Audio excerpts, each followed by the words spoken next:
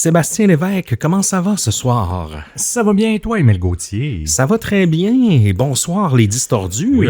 On a un épisode un peu spécial aujourd'hui pour vous. Oui. On vous présente un enregistrement live qu'on a fait devant public le 15 novembre 2023 au Théâtre Sainte-Catherine à Montréal. C'est un épisode qu'on a fait sur un peu une thématique qu'on veut amener live de plus en plus sur le cabaret des curiosités web. Donc, dans ce concept-là, moi et Seb, on amène 3 histoires étranges, des mini-histoires ou des mini-trouvailles web qu'on connaît plus ou moins chacun. Donc, on se les présente un peu comme des surprises. Puis, on a présenté ça devant, ma foi, une centaine de personnes. Oui, une centaine de personnes, une belle salle comble avec nos amis de Un peu de crime dans ton café et de Crime Tonic aussi. C'est Audrey d'Un peu de crime dans ton café qui est derrière cette idée-là de réunir trois podcasts True Crime et de présenter quelque chose de différent live. Comment tu as trouvé ça comme expérience, toi, Seb? Moi, j'ai adoré. Évidemment, c'était pas notre premier spectacle live, mais de présenter, c'était la première fois qu'on... malgré que live, on sort toujours un peu de notre zone de confort. Hein? Ben oui. Mais ça, c'est que j'ai aimé beaucoup l'interaction avec les gens que ça a permis d'avoir, de présenter du visuel, ce qu'on n'a pas habituellement en podcast, puis de présenter des trouvailles, puis justement de discuter, d'interroger. Moi, j'ai aimé ça, les feedbacks, puis ça permet aussi de présenter des trucs qu'on ne peut pas présenter dans les épisodes en tant que tel, parce que ça ne cadre pas avec notre format en tant que tel. Oui, exact. C'est quelque chose qu'on essaye. Dites-nous si vous aimez ça. Dites-nous si vous aimeriez qu'on passe dans votre région présenter un cabaret des curiosités web. Le but, c'est qu'à chaque fois, on veut avoir des histoires différentes. Oui, parfois, c'est juste des chaînes YouTube bizarres, des contenus TikTok bizarres, des trucs un peu weird qu'on trouve sur le web. Dans ce cas-ci, Seb va nous parler d'un site étrange où on peut voir plein de caméras de surveillance en ligne. Moi, je vous parle de l'histoire de Chip Chan, donc une Coréenne qui est constamment filmée et tranquillement, comme ça, vous allez voir, on parle de 6 curiosités. Et on voulait vous la présenter, la rendre gratuite, disponible à tout le monde. Ça ne veut pas dire qu'on va le faire à chaque fois, parce qu'on veut quand même donner une petite exclusivité aux gens qui viennent nous voir sur place. Mais comme ça, on risque de sortir quelques épisodes du cabaret des curiosités web. Oui, avec plaisir. Et sans plus tarder, Seb, est-ce qu'on est prêt à se lancer dans l'épisode d'aujourd'hui? Oui, mais avant de plonger dans notre épisode, Émile, savais-tu que tu peux réduire tes appels et tes emails indésirables avec les services d'une nouvelle entreprise qui s'appelle Incogni? Comment ça marche, ça, Seb? Parce que je t'avoue que j'aimerais bien trouver une solution. Ça devient lourd au quotidien. Moi, je suis quelqu'un qui se fait constamment hacker et puis harponner son adresse courriel. Ah oui, je suis dans la même situation que toi. Et c'est là qu'Incogni entre en jeu, Émile, c'est que c'est un service qui agit en retirant tes informations personnelles des sites de courtiers en données. Ça, là, c'est des entreprises qui collectent et qui vendent tes informations à des fins marketing ou autres. Ainsi, Incogni, lui, il te permet de reprendre le contrôle sur tes données personnelles. Fascinant. Puis il s'oppose donc là, à tous les courtiers en données qui monnaient nos informations, ce qui a pour effet de diminuer le risque de vol d'identité.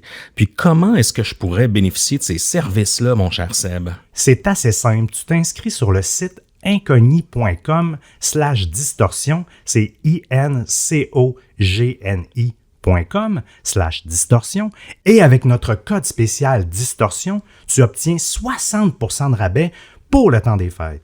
Oh, 60% de rabais, c'est bon ça. Puis ça ressemble à quoi les tarifs? C'est une bonne question. L'abonnement annuel d'Incogni est non seulement très abordable à seulement 6,49$ par mois avec une facturation annuelle, mais il existe aussi l'option mensuelle. Le processus d'inscription est assez simple et automatisé, facilitant ainsi l'accès à ce service qui est essentiel. Puis j'imagine que ça doit être garanti si je change d'avis. Oui, parce que si ça ne fait pas ton affaire, ils offrent une garantie de remboursement de 30 jours, donc c'est facile à annuler.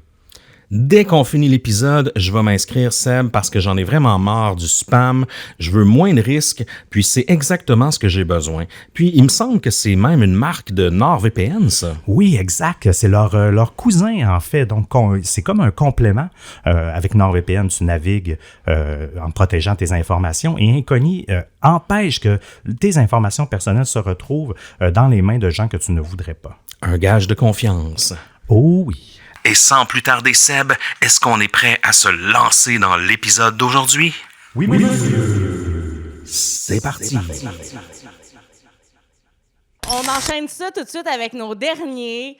C'est les doyens de la soirée, les vétérans. Ça fait vraiment longtemps qu'ils font du podcast. Ça fait plus que 15 ans qu'ils se connaissent. Ils font des trucs, justement, ils sont à l'affût de tout ce qui se passe dans l'ère de la technologie. Je vous demande d'applaudir très fort Distorsion, Sébastien et Émile.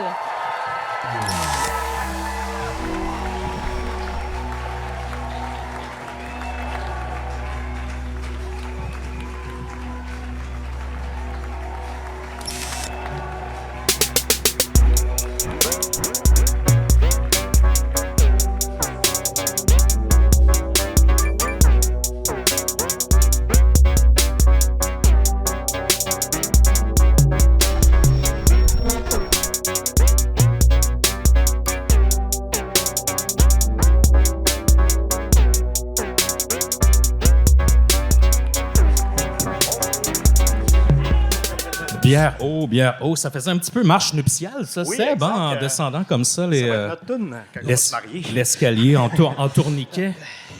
On va se C'est mettre une grosse nouvelle pour confortable. 2024.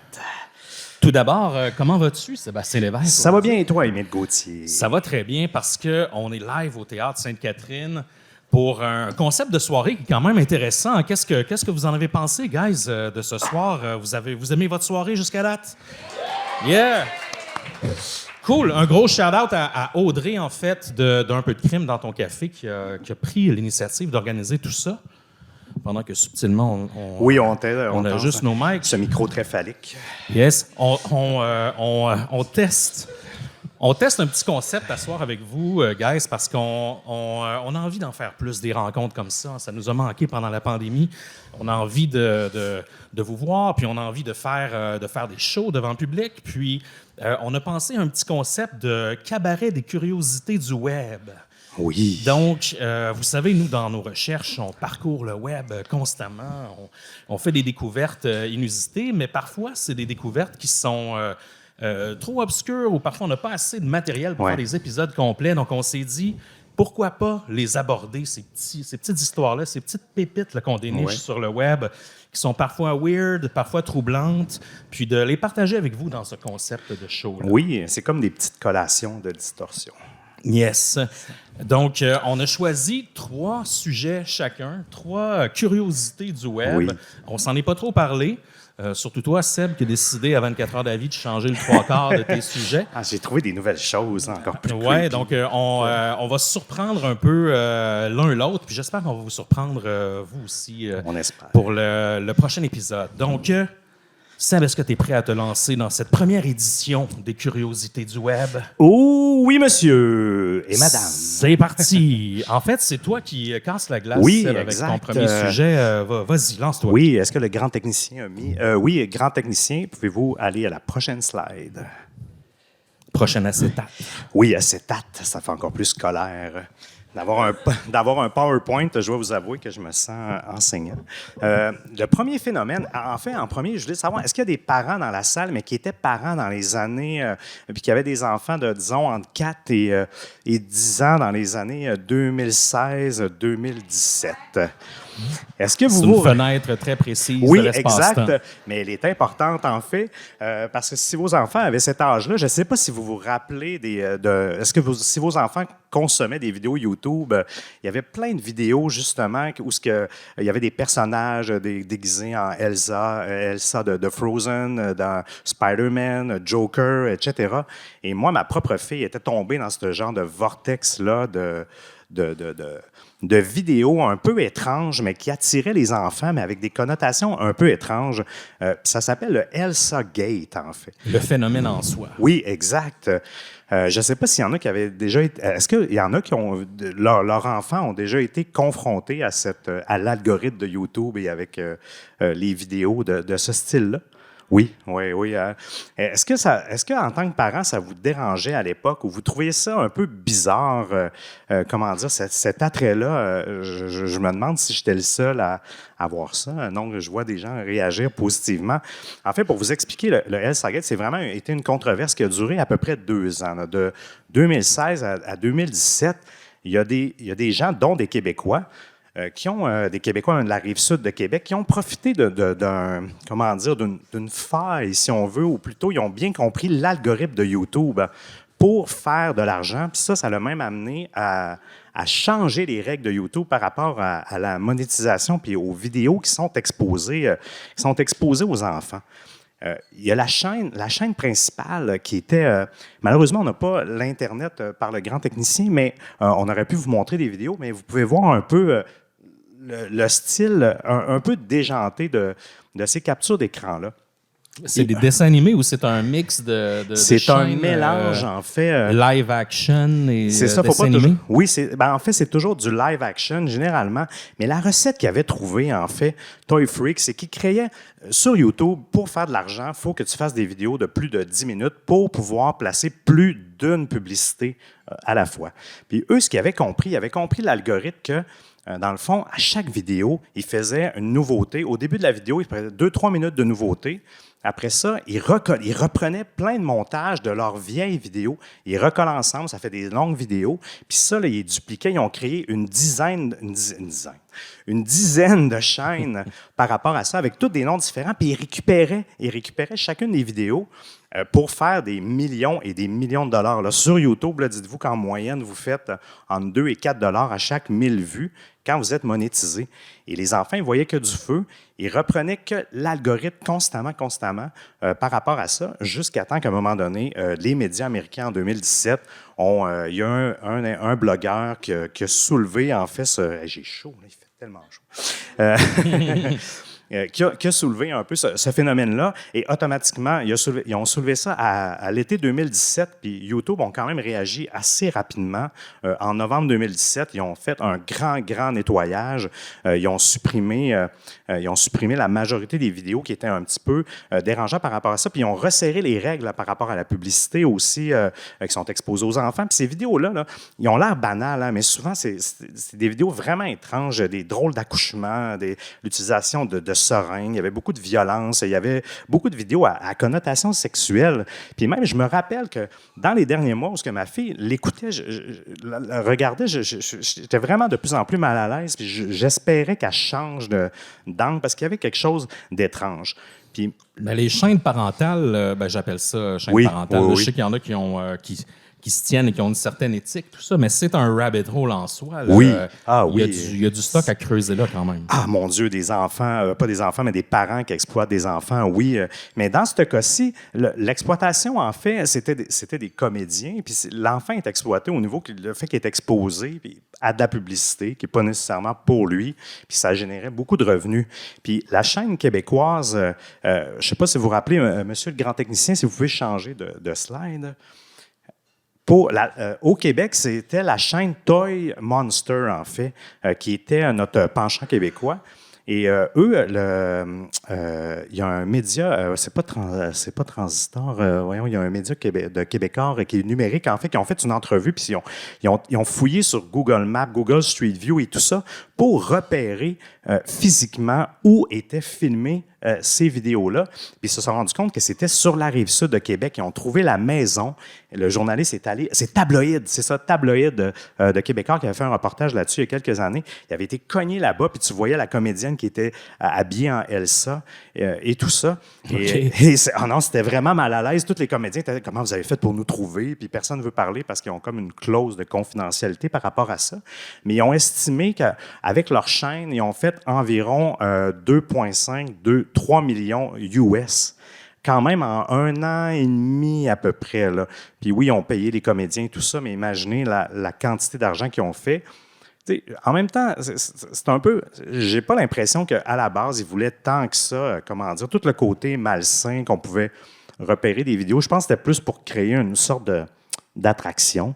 Mais tu sais, de frauder l'algorithme de YouTube et tout ça, c'était.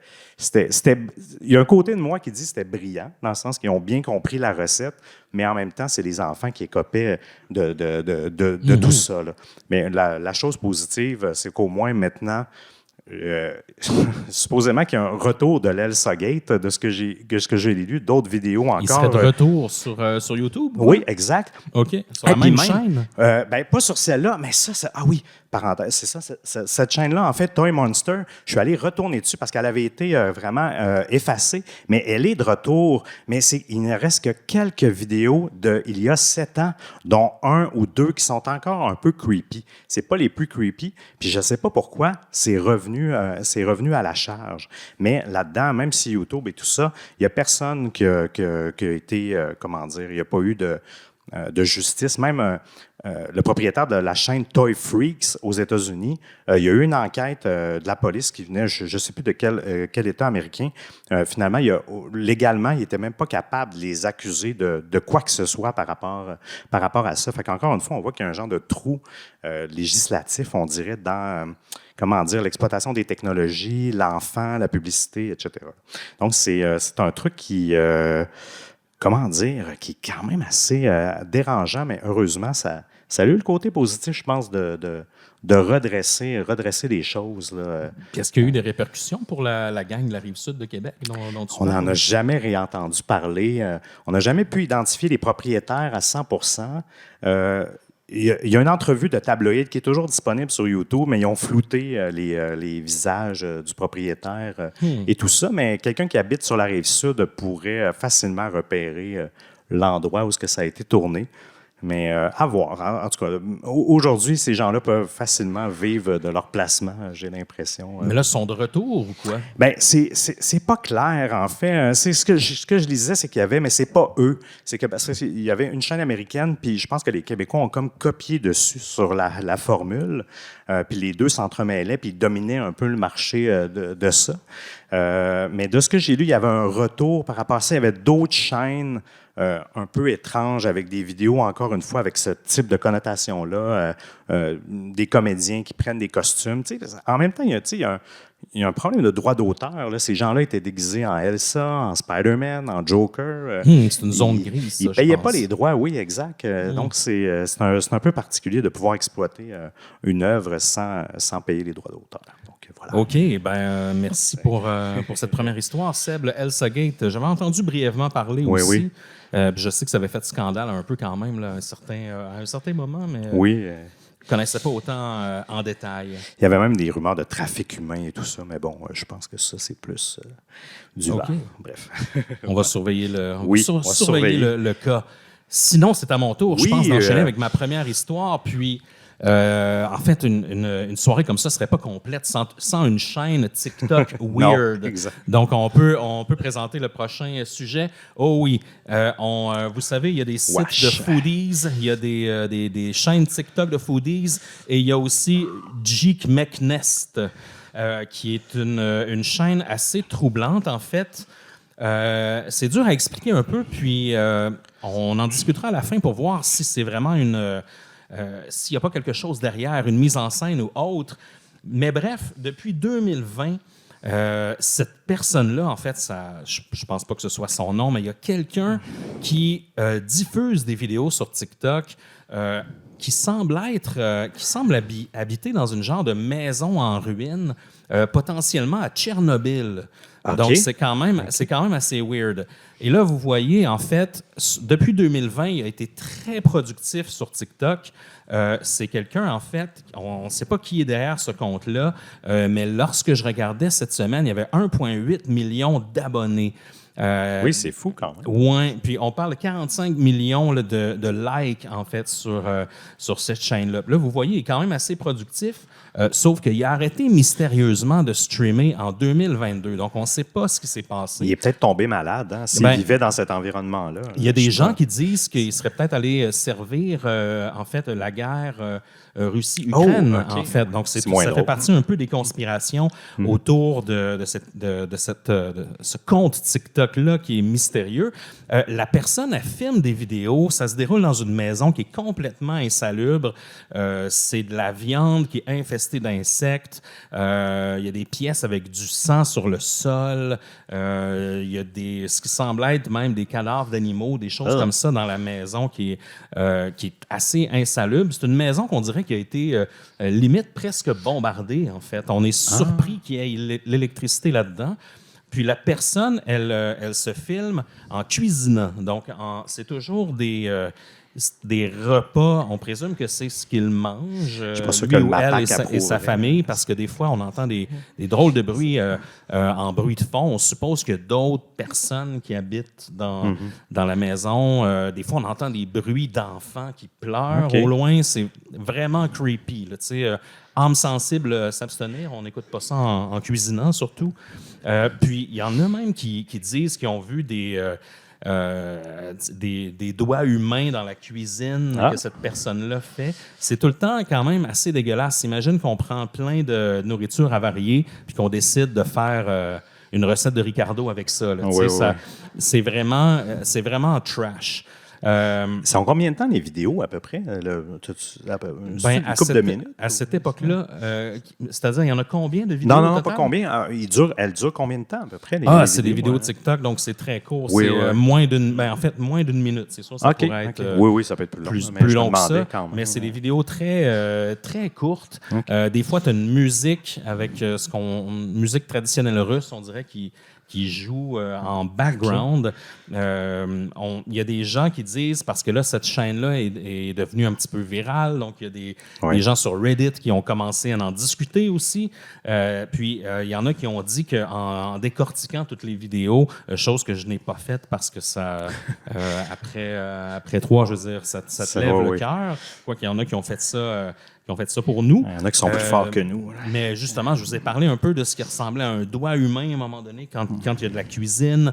Il y a quelqu'un qui fait un genre de rituel à un moment donné en allumant des chandelles, en disant des drôles de trucs. On voit vraiment, justement, il ouvre le frigo, puis c'est plein d'insectes.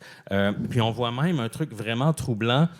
On voit une main d'enfant à un certain moment donné. La main n'est pas coupée. Là, on voit juste au travers de tout ça. Juste il y a un une peu de vidéo sauce, où on le dessus. voit qui tient une main d'enfant. Tu sais. OK. Donc, on se dit, est-ce qu'il s'en va cuisiner ça? Donc, c'est quand même assez weird de ce côté-là. C'est de l'économie circulaire. Il y a eu il y a eu une chaîne YouTube aussi mystérieuse dont le nom était If I Can't Have You.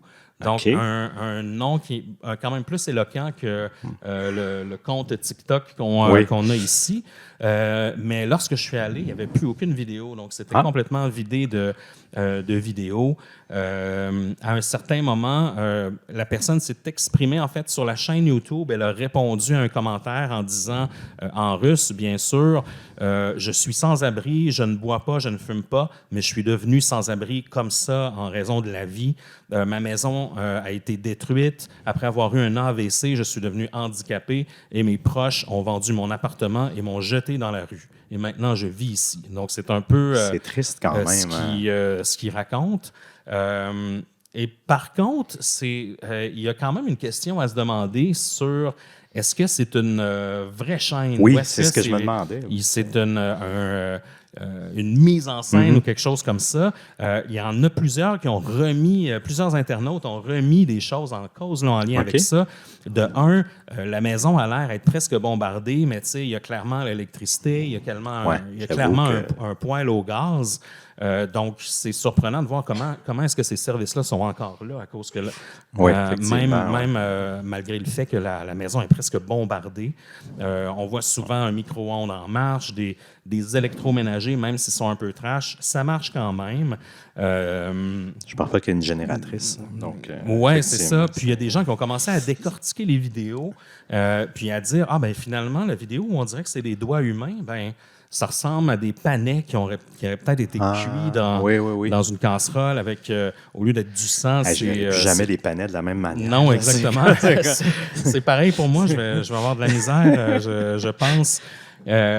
Donc, c'est quand même... Il y a des choses qui sont discutables. Puis moi, après avoir regardé plusieurs vidéos quand même provenant de ce compte-là, il y a un détail qui me frappait aux yeux, en fait, c'est à quel point... vous allez peut-être rire de moi, mais à quel point cette personne-là a les mains propres, en fait. Au moins, il est hygiénique. Parce que tu vois ses mains cuisiner, tout ça, ce qui est dans l'assiette est dégueulasse, ce qui est autour est vraiment dégueulasse, mais des fois, tu vois des gros plans sur ses mains, mais sont super propres, alors que quelqu'un qui vit dans la rue, en fait, ça se salit assez vite dans des conditions comme ça. Puis, non, c'est quand même assez marquant. Puis, un autre détail qui est intriguant aussi, c'est qu'on voit jamais personne manger ce qu'ils cuisinent. Ah ben ça. Vous me suivez? Donc, si on voulait pousser vraiment le creepy et ce côté-là sordide au max, on filmerait quelqu'un qui mange ces espèces de repas cuisinés sur le fly. Donc, moi, je pense que c'est un hoax. Je pense que c'est fake, en fait, ce compte-là. Oui, je pense que oui, avec ce que tu dis, les mains propres et tout ça. Mais en fait, je me demande toujours l'intérêt de créer ce type de vidéo-là, à part l'attraction que ça apporte puis une forme de conspiration. Ben, je pense qu'il y a un rabbit hole. Ben, il y a un iceberg TikTok de trucs weird. Je pense qu'on peut décortiquer, puis je pense qu'on va bien s'amuser aussi dans nos prochaines saisons, puis dans les prochains shows comme ça, d'en décortiquer plusieurs.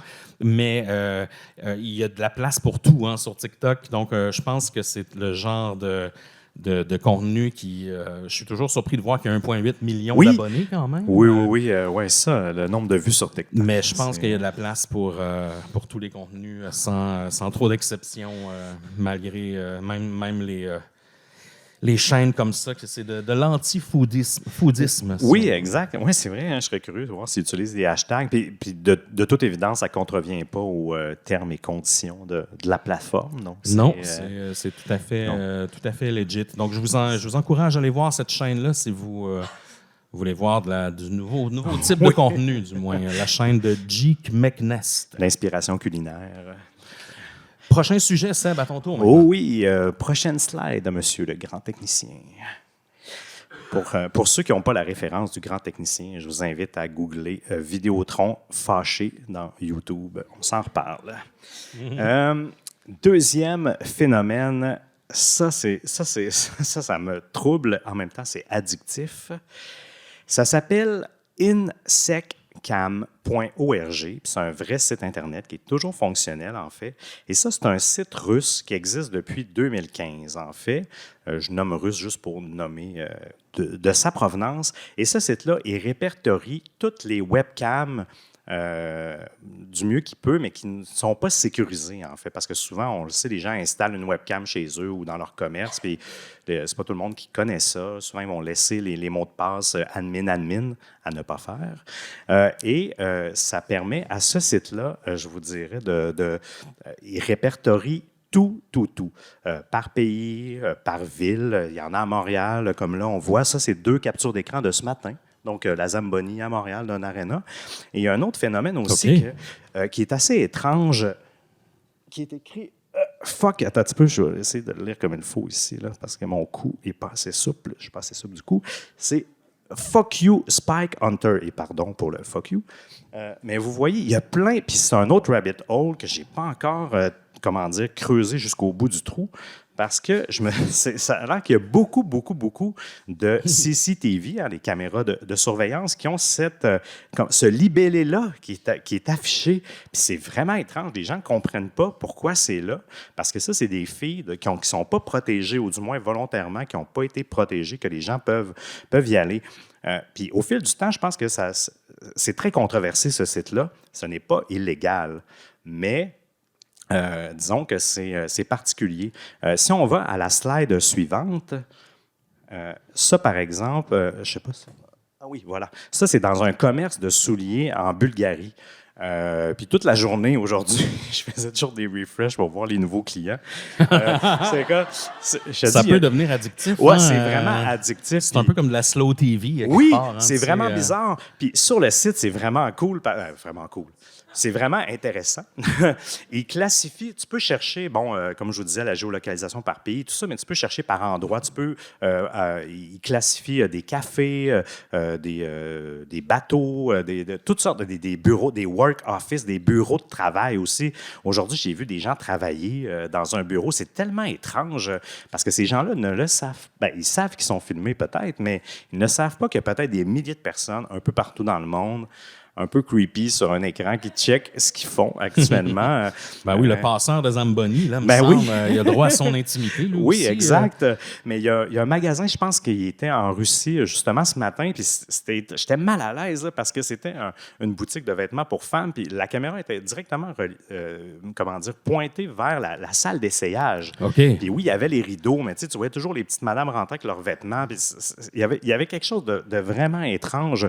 Puis même sur Reddit, le danger avec ça, c'est que il y a plein de gens, à un moment donné, se mettaient à chercher des hommes, des femmes qui dormaient, qui s'installaient des caméras chez eux et qui ne savaient pas, qui n'étaient pas sécurisés. Puis le danger, c'est que c'est des URL, c'est des liens que tu peux, après ça, envoyer sur Internet. Ils ont quand même l'ouverture que si tu dis que tu veux enlever ta caméra du feed, tu peux leur écrire, ils vont le faire, mais ils recommandent quand même de sécuriser la caméra. Parce qu'il y a un autre site qui s'appelle Shodan.io, puis ça, c'est un vrai site de geek. Là. Lui, C'est parce que c'est pas tout le monde qui savent que ce site-là existe. Donc, Non, tu sais, exact. si comment... Par non, défaut, je il sais. faut que tu les appelles pour faire enlever ton... Mais non, ça, c'est faut tomber dessus. Là. Ouais, c'est ça. T'as raison. Là. Puis il y a des images le fun aussi. Il n'y a pas juste de l'observation de gens dans leur quotidien, mais il y a aussi des paysages. Je sais que la ville de New York, il y a une caméra près du port. C'est quand même le fun à voir. Même le soir tard et la nuit, tu peux voir. Tu peux même y aller par fuseau horaire et tout ça. C'est ça, je vous dis, il y a un côté addictif à ça, mais en même temps, il y a un côté qui me dérange. Donc, je vous dirais que si vous avez des caméras à la maison, mais assurez-vous que vous avez changé au moins le mot de passe de base. Ne pas mettre admin, parce qu'automatiquement, vous pouvez peut-être vous retrouver là.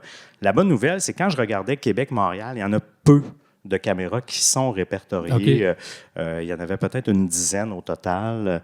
Donc, c'était pas si mal. Puis même, si vous allez sur le site, vous pouvez même, une fois que vous avez géolocalisé, vous pouvez vous promener sur la carte, puis il y a un genre de Google Maps, et vous voyez vraiment tous les endroits où il y a des caméras ouvertes. Je vous dis, vous en avez pour des heures de stockage. Mais c'est ça. Stockage légal. Oui. bien sûr. C'est de l'enquête profonde. Donc, voilà. Donc, c'était ma deuxième curiosité web, InsectCam. OK, ben c'est pas rassurant du tout, mais tu dis que tu peux pas chercher par... tu n'en as pas trouvé beaucoup au Québec, mais est-ce que tu as des tags? Je veux dire, tu peux-tu chercher par type de commerce? Oui, il y a une certaine limite dans les catégories, mais oui, là, tu as café, bureau, hôtel. OK, mais c'est troublant, ça, quand même. Oui, quand même. Heureusement, je n'ai pas vu de chambre d'hôtel, mais dans les hôtels, mais oui, puis à chaque jour, évidemment, les choses changent. Puis il y a deux sections intéressantes. C'est les nouvelles caméras, parce que ça, c'est le fun. Tu vois les nouveaux pigeons, là, je peux dire ainsi. Puis tu as aussi les plus populaires aussi. Ça aide à vous diriger dans votre, votre curiosité. Bon, mais je pense que tu viens de faire naître des nouveaux hobbies, là, Seb, Oui, dans l'audience. Oui. Non, mais je vous le dis, il y a quelque chose de... Je vous vois bookmarker le site là, sur vos... insect.org, si vous l'oubliez, écrivez-moi. OK. Bon sujet, bonne curiosité, Seb. On va passer au prochain sujet, qui est un des miens, en fait. Et là, peut-être qu'on va tomber dans un sujet sérieux. En fait, c'est l'histoire du stalker de la chanteuse Björk. Peut-être que c'est une histoire que certains d'entre vous ont entendu parler. On se disait justement tout à l'heure dans la loge à quel point Björk est une chanteuse extraordinaire. Moi, personnellement, ma voix féminine préférée, sans doute, sur cette planète. Mais il lui est arrivé des trucs assez troublants à la chère Björk. Mais je vais commencer l'histoire un petit peu à l'envers. En fait, on est au début des années 2000 et puis il y a un certain réalisateur, je vais vous trouver le nom, il s'appelle Domiziano Cristofaro, en fait. Et puis lui, il a sorti un film, on est même en 2019 en fait, qui s'intitule The Obsessed. Et c'est un peu on a découvert dans ce film-là, qui est supposément une fiction, en fait. On découvre la vie de quelqu'un qui est obsédé par une chanteuse et qui vient à commettre l'irréparable, c'est-à-dire qu'il met fin à ses jours devant la caméra. Et puis, on s'est rendu compte que cette histoire-là, en fait, du film sorti en 2019, était inspirée un genre de lost media, dans le fond, une vidéo qui a été perdue au fil du temps par les décennies. Et cette vidéo-là a été sortie, en fait, il fait référence, vous allez voir, vous allez me suivre jusqu'au... vous allez réussir à suivre, faites-vous-en pas. C'est clair, Elle fait référence à une vidéo qui est sortie en 2000 par un certain Sami Saïf. Et cette vidéo-là, c'est une vraie vidéo. Elle met en lumière, en fait, un certain Ricardo Lopez qui, lui, a documenté son obsession envers la chanteuse Björk via un journal vidéo là, qui dure plus de 22 heures, là, tout en petits bouts. Là. 22 heures. Donc, c'est assez troublant. Mais avant ça, on n'avait pas eu connaissance, l'Internet n'avait pas eu connaissance de cette histoire-là qui s'est déroulée plutôt dans les années 90, en fait. Donc, ça a remis la lumière, en fait, sur tout ce qui est arrivé à Björk et à ce certain Ricardo Lopez. Les événements remontent, en fait, à 1993, là où Ricardo Lopez est devenu obsédé par Björk. Il a commencé à rassembler des informations sur sa vie, à suivre sa carrière, puis il lui a écrit même de nombreuses lettres, en fait, de fans qui lui envoyaient par la poste. Initialement, Lopez, il la citait comme sa muse, puis il lui affirmait que bon, la voix de Björk lui procurait une sensation euphorique, et puis il est devenu vraiment obsédé par elle. Dans son journal, parce qu'il a fait un journal écrit aussi, il souhaitait être accepté par Björk, il souhaitait qu'il y ait une conversation avec elle. Oui. À cette époque-là, à cette époque-ci, en ce moment, on est habitué aux relations parasociales. On est habitué à communiquer avec les vedettes comme si on les connaissait, puis à commenter leur statut, puis comme si c'était notre ami et tout ça. Mais à cette époque-là, c'était différent. Mais lui, il voulait vivre justement une forme de relation parasociale. C'est un avant-gardiste. Avec Björk. Exactement. Donc lui, il y a même, évidemment, il y avait des fantasmes sexuels à son égard, tout ça, puis il en est devenu amoureux. Il a même écrit, son journal écrit, en fait 803 pages. Donc, c'est un long journal où il décrit vraiment ses pensées, ses sentiments à propos de Björk, et où il parle aussi de son complexe parce qu'il est en surpoids, il est très complexé par ça. Puis, il a l'impression que, justement, Björk ne l'accepterait jamais, en fait, en raison de ça. Lui, il avait 21 ans à l'époque, donc il était quand même assez jeune.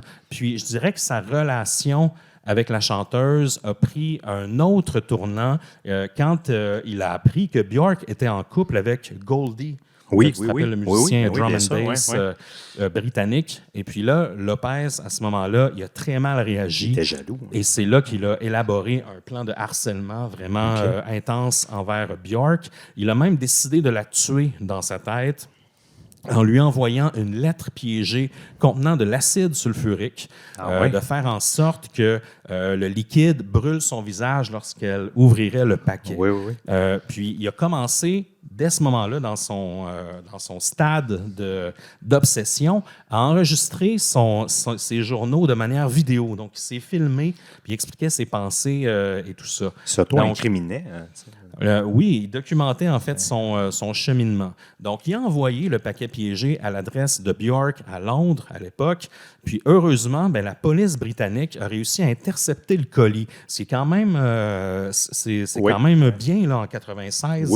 On était moins dans le numérique que maintenant. Mais ils ont quand même réussi à intercepter le colis, puis ils ont pris des mesures là, pour protéger Björk parce qu'ils se sont rendus compte que bon, ça tournait pas rond auprès de cette personne-là.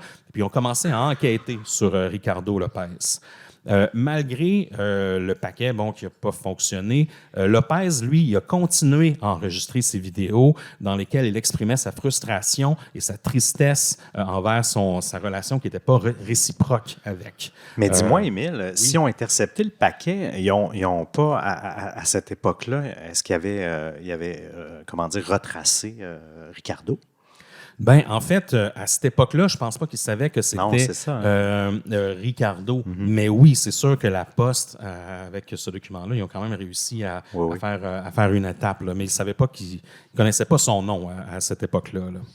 Puis, c'est là que, justement, quand ils se sont pointés chez lui le 16 septembre 1996, ils ont découvert, en fait, son corps dans son appartement à Hollywood, en Floride. Donc, c'était un homme de la Floride, en fait, de Ricardo Lopez. Bjork était à Londres à cette époque-là. Et puis, peut-être qu'on peut changer l'acétate. En fait, là, on voit des extraits. En fait, j'ai pas mis ce qu'il y a de pire, mais déjà, c'est quand même assez troublant. C'est un peu des extraits de son comment dire, son journal vidéo. C'est un peu le type de qualité qu'on avait. Donc, il racontait ses histoires, puis son obsession, puis il y avait toujours des panneaux avec des messages à l'intention de Bjork. Et puis, dans cette vidéo-là, ben, ça se termine avec lui, en fait, qui se tire une balle dans la tête. Le monde du true crime étant ce qu'elle est, des gens ont fait des bobbleheads à son effigie, exact. Donc, c'est un peu creepy, mais ça existe comme... Mon Dieu, je suis tombé mal à l'aise. Je savais pas trop comment interpréter le bobblehead, le pop, là, quand je l'avais vu, mais je savais pas que c'était... Mais est-ce que ça a été fait par la compagnie Pop? Ça se peut pas. Ah ben non, je pense pas. Non, c'est ça une doit être quelqu'un qui a création, fait. Oui, c'est ça. non, ça, je pense pas que c'est tellement officiel, pas éthique, là, je peux pas croire. Là. Ou à la boutique à côté des pop de Star Wars. Oui, c'est là, ça. Je pense pas qu'il y ait Ricardo Lopez là, chez Toys R Us. Mais il y a peut-être Ricardo l'arrivée. Ceci dit, Bjork, elle a fait une déclaration aussi suite à ces événements-là. Hein. Elle s'est dit qu'elle était très bouleversée. Elle a même envoyé des fleurs à la famille de Ricardo Lopez. Donc, on voit à quel point elle était quand même empathique envers la famille. Oui, ben oui. Puis tout de suite après, elle est partie en Espagne où elle a enregistré en fait Homogenic à l'époque, là, son album, pour être à l'abri de l'attention médiatique suite à ces incidents-là. Donc, elle a dit qu'elle n'a pas pu dormir pendant plusieurs temps, puis que ça l'a effrayée. Elle craignait aussi, elle avait un fils à l'époque, donc elle craignait évidemment pour la sécurité de son fils. Mais bon, il n'y a pas eu d'autres cas depuis de stalker envers elle. Mais bon, c'est quand même un événement ultra bouleversant qu'elle a vécu.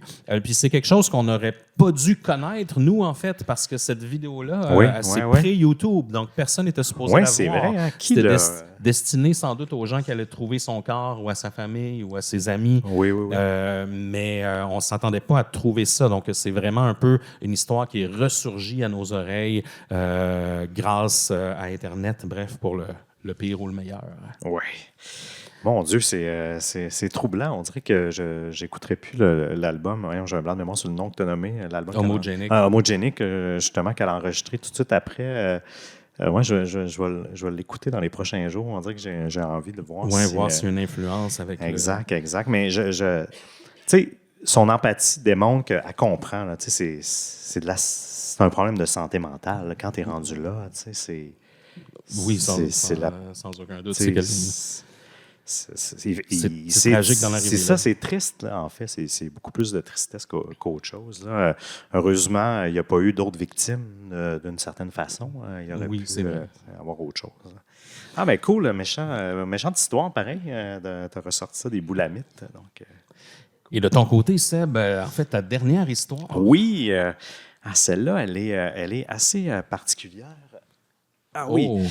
Je ne sais pas, il y a peut-être des gens qui connaissent cette histoire. Ça, c'est une belle curiosité du web aussi. Oui, c'est assez particulier. Puis là, je vous remets dans le contexte. Là. En fait, ça a commencé qu'il y a eu des preuves rapportées qui indiquaient qu'il y avait un homme qui était connu sous le nom de This Man, apparaissait dans les rêves de plusieurs personnes depuis les années 80. Puis selon le site Ever Dream This Man, avec un point d'interrogation, donc est-ce que vous avez déjà rêvé à cet homme? Il y a eu une première image de cette esquisse-là qui a été mise sur le site en janvier 2006, supposément par un psychiatre bien connu de New York. Et ça, c'était basé sur une description d'un patient là, qui prétendait que ce visage-là était un sujet qui était récurrent dans ses rêves, en fait. Bien qu'il n'ait jamais connu une personne qui ressemblait à ce type de personne-là. Puis quelques jours plus tard, il y a un autre patient, supposément du psychiatre, qui a reconnu le dessin et que lui aussi disait que ce personnage-là figurait dans ses rêves aussi, pouvait lui donner des conseils professionnels et tout ça.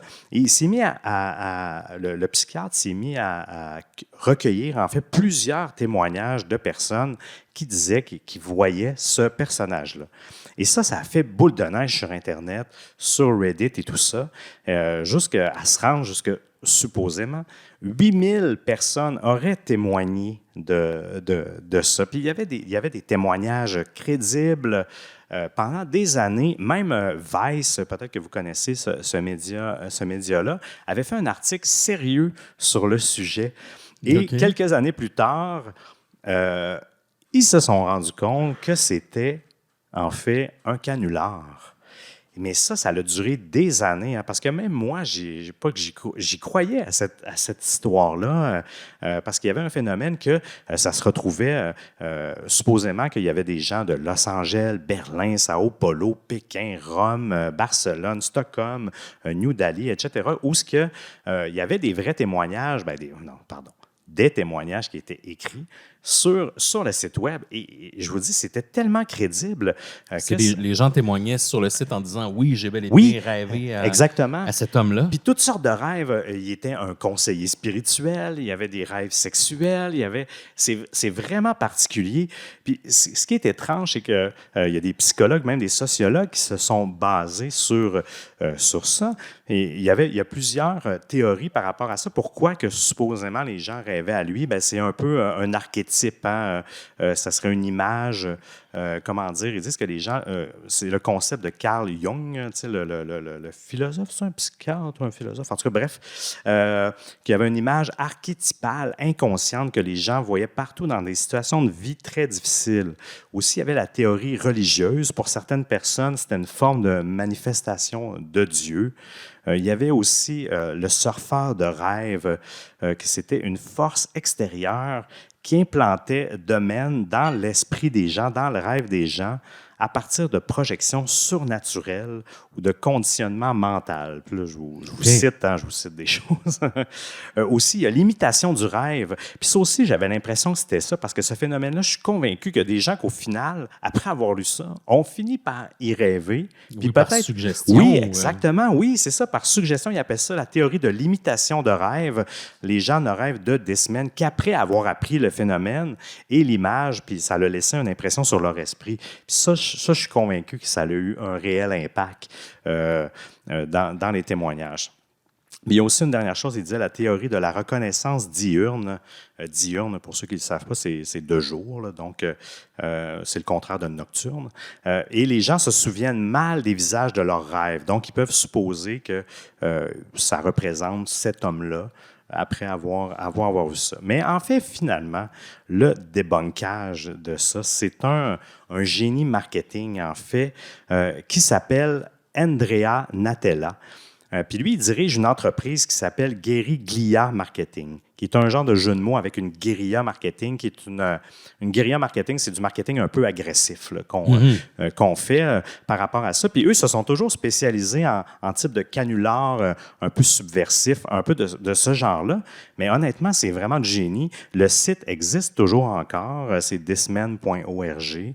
Vous pouvez aller voir, les témoignages sont encore là. Il y a quelque chose d'étrange. On le sait que c'est pas vrai, que ça a fonctionné. Même à la base, la théorie, c'est que c'était basé sur un film qui allait sortir un peu sous le même thème, mais il n'y a jamais rien eu qui s'est déroulé par rapport à ça. Il y a même une compagnie de films, je pense que c'est Universal ou un autre compagnie qui avait racheté le nom de domaine. C'était les propriétaires du nom de domaine, mais finalement, il n'y a rien eu par rapport à ça. Mais ce phénomène-là, il a fait le tour du web vraiment pendant plusieurs années. Même moi, avant de retravailler pour ce cabinet, je pensais que c'était encore vrai. Pour être bien honnête, je ne savais pas qu'il avait été débunké. Mais pour quelle raison ils ont pris ce visage-là là, comme ça, en fait? Est-ce que c'est fait à base d'une vraie personne? Ou, techniquement, clairement non. pas Éric Bruno ici, là, non, mais quand même, y a-t-il une raison pour laquelle ils ont choisi un peu ce visage-là, cet archétype de visage-là? C'est une très bonne question. J'ai pas tant que ça la réponse, mais ça m'intrigue moi aussi parce qu'il y a quand même des airs un peu quasiment néandertal, là, tu sais, avec ses sourcils, sa forme, comme sa physionomie. Mr. Bean, oui, un peu. Puis même, je lisais qu'il ressemblait à un acteur que je connais pas, là, Andrew. Attendez, je vais peut-être vous retrouver ça. Si je suis capable de le retrouver rapidement. Mais bref, il y a un look aussi d'un autre acteur qui... Ah oui, c'est Andrew Lloyd Webber. Il y en a même qui trouvent qu'il ressemble à Stephen Hawking. Je trouve pas tant que ça. Sinon, Abdel Fattah El-Sisi, que je ne sais pas c'est qui. Mais ce phénomène-là a été tellement populaire que je veux dire, ça s'est retrouvé dans des épisodes de X-Files, même ça a l'air dans Twin Peaks. Donc, ça l'a débordé de l'Internet. C'est devenu une forme de phénomène culturel. Oui, le phénomène social, on dirait. Oui, vraiment. De conditionnement de masse. Je ne sais pas comment dire ça. Oui, exact. Puis je suis convaincu que je risque d'y rêver cette nuit. J'espère qu'il va me donner des bons conseils. Cool, mais merci Seb, intéressant. J'avais déjà entendu parler un peu aussi de cette histoire-là, mais je ne savais pas que c'était à ce point élaboré. Oui, honnêtement, c'est du génie. C'est du génie là, pour avoir arrivé à maintenir une forme de vérité comme ça. Je trouve un phénomène comme ça pendant plusieurs années, toujours en gardant la suspicion. Je trouve que c'est un bon coup. Yes. Dernier sujet maintenant. Ben oui, ça tire tranquillement à sa fin, tout ça. Est-ce que vous avez déjà entendu parler de Chip Chan? Connaissez-vous Chip Chan? Non. Ça, c'est toute qu'une histoire. En fait, c'est une histoire qui remonte il y a assez longtemps, début des années 2000. Ça s'est déroulé jusqu'à presque tout récemment, même que des fois, ça se déroule encore, en fait. Chip Chan, c'est une femme sud-coréenne qui habite dans son appartement et qui est filmée, qui est surveillée 24 heures sur 24. Et puis, ces vidéos d'elle dans son appartement sont diffusées sur des sites de streaming coréens, en fait. Okay. Donc, c'est pas streamé sur Twitch ou YouTube, par exemple. Et puis, ça fait assez arrêté. Le stream s'est arrêté aux alentours de 2011. Okay. Mais il y a encore des vidéos qui ont refait surface, même récemment, provenant de Chip Chan. En fait, elle, c'est un peu comme ça qu'elle a attiré l'attention, là, je dirais, du grand public avec ses streams que les internautes trouvaient un peu mystérieux. 24 heures sur 24, 7 jours sur 7, on la voit dormir, la voit manger des ramen, on la voit taper à l'ordinateur, tout ça. On la voit dans son quotidien et c'est sans fin, en fait. Là, encore une fois, on parlait de ton sujet de caméra de surveillance tantôt. Ben là, on a un cas où c'est diffusé live. C'est voulu. Là. Au moment où elle diffusait, je me rappelle, j'avais trouvé des feeds. J'allais regarder ça par curiosité et c'est des milliers de gens qui regardaient live. Donc, c'est vraiment bizarre. Elle interagit de différentes façons avec les gens. Elle va aller sur des forums, elle va écrire des fois quelques paragraphes. Elle va parfois répondre sur le chat de ses streams, mais elle ne semble pas être en contrôle du stream. Ça semble être quelque chose auquel elle est forcée, en fait, à participer. Elle va aussi communiquer avec des panneaux, puis avec des inscriptions en coréen. Vous voyez ici, on en voit plusieurs. Oui, donc, elle va passer beaucoup de temps à écrire live sur des grands panneaux qu'elle va mettre par la suite dans les streams et que les internautes d'un peu partout vont s'amuser à interpréter. Mais en gros, elle, ce qu'elle prétend de son côté, c'est qu'elle est victime de harcèlement puis de contrôle, en fait, de mind control par des individus malveillants en Corée du Sud, en fait, y compris les polices puis les agences gouvernementales. Elle prétend qu'il y a un certain Pi, la lettre P, en fait, qui serait un policier à la retraite qui la maintiendrait captive dans son petit appartement. Donc, elle dit même qu'elle a été impliquée dans des expériences médicales secrètes, peut-être des extraterrestres, on ne sait pas. Les petits doigts gris. que même des dispositifs auraient été implantés en elle pour la surveiller. Donc, on sent qu'il y a peut-être un petit peu de paranoïa autour de ce qu'elle dit, mais avec raison aussi, à quelque part, parce que c'est quand même assez particulier ce qui arrive. Elle va décrire aussi, en répondant aux gens sur les chats, elle va parler de ses préoccupations, de ses différentes expériences, mais souvent, c'est toujours un petit peu cryptique, donc difficile à décoder pour les internautes. La communauté Internet s'est énormément inquiétée. Encore maintenant, il y a une page Reddit qui lui est dédiée. Il y a encore un vif intérêt, malgré le fait qu'elle ait fini de diffuser en direct officiellement en 2011. Et à ce moment-là, la communauté est devenue un petit peu en suspens et tout le monde a commencé à se demander un peu ce qui lui est arrivé. Elle a fait un petit retour dans les dernières années. Puis là, son style de vidéo a changé un peu. On la voit qui va sortir dehors, puis qui va... on dirait qu'elle prend plaisir ou... je ne sais pas si elle fait ça par vengeance, mais elle va filmer des policiers presque d'une manière intimidante. Donc, elle va débarquer, elle va voir un policier au coin de la rue, elle va le filmer, tout ça. Puis souvent, les policiers vont mal réagir, ils vont la repousser. Donc, elle semble, à quelque part, penser que justement, elle est sur haute surveillance de la part d'à peu près... tout ce qui a un uniforme, finalement. Il y a même un Américain, en fait, il y a environ 5 ans, qui s'est proposé, lui, de la marier pour lui donner, puis d'aller la sauver sur place, puis de lui donner la citoyenneté américaine et la ramener dans son propre pays. Donc, c'est un peu c'est une drôle de tactique un petit peu à la cowboy, si on veut. Ça a été très critiqué en ligne et ça ne semble pas avoir été arrivé. Mais donc, il y a plein de gens qui essaient en ligne, qui essaient d'organiser même des opérations de sauvetage, de tenter de repérer selon les angles de caméra dans quel quartier elle serait. Mais ce qui arrive, c'est qu'on a l'impression qu'on la déplace. Donc, lorsque ça fait trop longtemps qu'elle était filmée à un même endroit, à un moment donné, on se rendait compte que les fenêtres sont plus aux mêmes places. Puis elle le disait, elle a été amenée ailleurs. Mais on ne sait même pas c'est quoi l'intérêt derrière ça, le mobile. Est-ce qu'il y a quelqu'un qui la garde captive? Mais si oui, quel est l'intérêt de garder quelqu'un, de juste filmer quelqu'un en permanence dans un appartement? C'est un petit peu bizarre. J'arrive pas à me faire une logique derrière ça. Non. C'est pas comme s'ils vendaient de la pub. Oui, c'est ce que j'allais dire. Il n'y a pas de commandite ou quoi que ce soit. On n'a pas l'impression que du trafic humain, elle ne semble pas être physiquement abusée, du moins. Sans doute que psychologiquement, oui, mais du côté, elle ne semble pas, je ne sais pas, être... offrir des services d'escorte pour un pimp ou autre, ou être exploité de cette façon-là, du moins. Donc, c'est un peu mystérieux. Pourquoi elle est là? Pourquoi elle est filmée? Est-ce que c'est elle qui a orchestré tout ça? Plus récemment, justement, dans les dernières années, lorsqu'elle se filmait, c'était souvent des gros plans aussi de ses blessures. Donc, elle affirmait qu'on lui avait mis des implants, des choses comme ça, que son corps réagissait différemment. Puis c'est vrai qu'en observant ces vidéos, c'est dur de voir comment elle aurait obtenu ces blessures-là, mais c'est quand même quelque chose d'intriguant.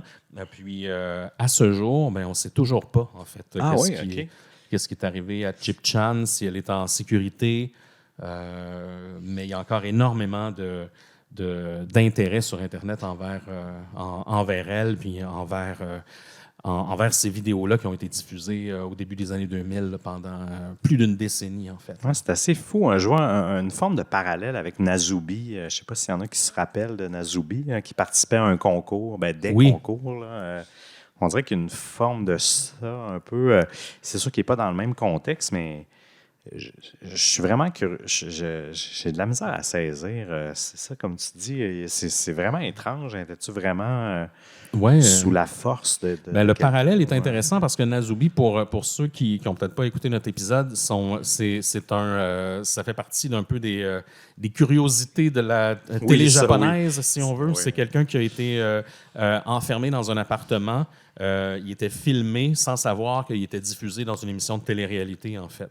Puis il devait survivre en remplissant des coupons pour gagner des concours. Pour manger. Donc, il n'y avait ni vêtements, ni nourriture, ni rien. Et il devait remplir des concours dans des magazines. Il était laissé dans une pièce vide avec un crayon et des magazines. Puis il devait survivre C'était ça le show, puis c'est 50 millions de gens au Japon qui le regardaient dépérir devant la caméra. Donc c'est vrai qu'il y a un peu de ça dans le cas de Chip Chan, mais ça se déroule sur 1 voire 2 décennies. Donc, c'est ça qui est étrange. Il n'y a pas l'air d'avoir de prix à la fin. Là. Puis on a dû l'avoir vieillir au fil du temps. Quand aussi, même, ben oui. Ah non, je le connaissais, ce cas-là. Je suis un peu troublé. On dirait que ça me ramène... ça me ramène ça. Il n'y a comme pas de finalité ou quoi que ce soit. Tu sais, c'est dans le sens que on le sait pas. Tu sais, non, on le sait toujours pas. C'est toujours en cours. Donc, à suivre. Vraiment étrange. Oui, très belle curiosité, Émile. C'est intriguant, tout ça. Yes. C'était notre dernier sujet pour la soirée, guys. J'espère que vous avez vous avez aimé votre soirée, pardonnez-moi. Peut-être, petite dernière chose de notre côté, j'ai en main, en fait, un exemplaire fraîchement arrivé d'une bande dessinée sur laquelle on a collaboré, qui s'intitule Low Reader, en fait, qui est une bande dessinée européenne qu'on a réalisée avec Ron, qui a illustré nos 2 premiers livres. Donc, ça sort le 30 novembre au Québec. Une bande dessinée d'horreur quand même, hein? En sensible s'abstenir. C'est en précommande sur leslibraires.ca si vous voulez encourager votre librairie indépendante. Donc, c'est un beau projet dont on est fiers. Mon chat, Nala, fait une apparition dans la bande dessinée pour les intéresser. Sinon, merci d'être venu, guys. Merci à Un peu de crime dans ton café. Merci à Crime Tonic aussi d'avoir réchauffé la soirée. Nous, c'est un plaisir de vous voir comme toujours. On veut en faire plus des soirées comme ça, donc surveillez ça. Ça se peut qu'on se déplace dans votre région pour ceux qui ne sont pas de Montréal. Et puis, j'espère que vous avez aimé la soirée. Sinon, on va rester autour si vous voulez venir nous jaser un petit peu. Merci tout le monde. Merci vraiment d'être venu. Merci.